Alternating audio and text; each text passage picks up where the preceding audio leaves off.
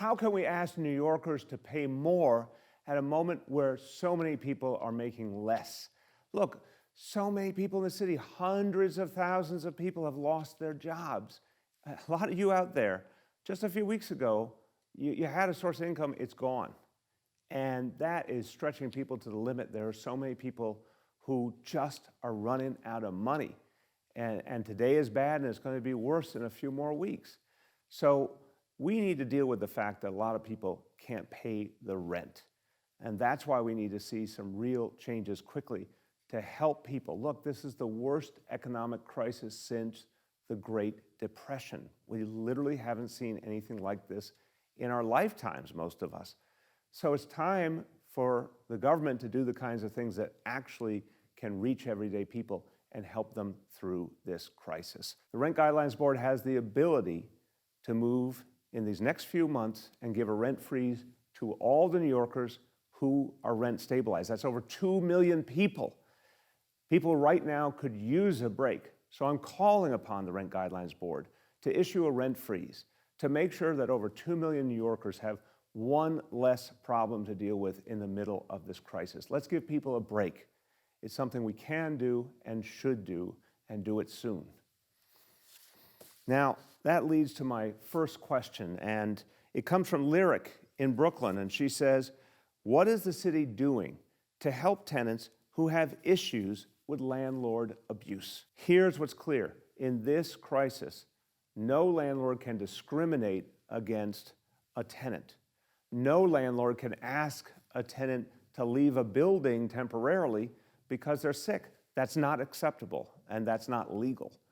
And no landlord can evict a tenant during this crisis. So real strong protections are in place to stop abuse by landlords, and anyone who needs help, you can call 311. You can get all sorts of help and advice, but more importantly, if you need a lawyer, we can provide a free lawyer to advise you and represent you and make sure your rights are recognized.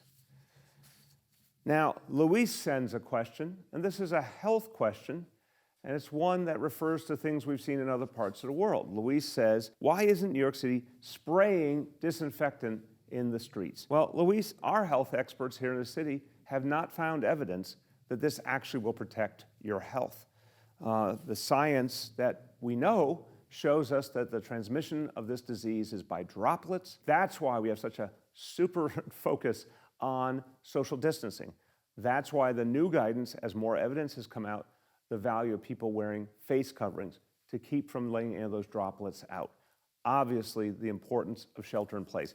Those are strategies that really work, and we know they're working because we've seen progress in the last week or so. Real changes, positive changes happening in our hospitals that show us that all the good work that New Yorkers are doing, all the discipline, all the hard work to stick with social distancing, to stay at home, is really beginning to pay off.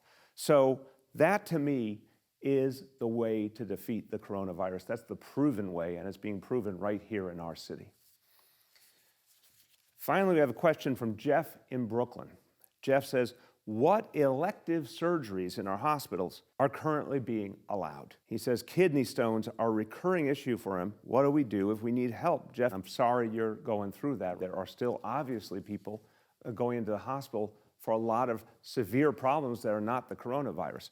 We banned all elective surgeries, but doctors and hospitals still have the discretion to decide if someone's health is in danger and they need immediate health care. So we want to make sure always that we protect the ability of our hospitals to get through this crisis, to always be able to save lives. That is job one. I think we all agree on that. But if you feel that you're in real immediate danger, you should consult with your doctor and with the hospital. And if they believe it is something that needs emergency treatment, they still have the ability to do that. So thanks for your questions, everyone. Keep sending them. They've been great questions. I'm going to keep giving you answers. Thank you.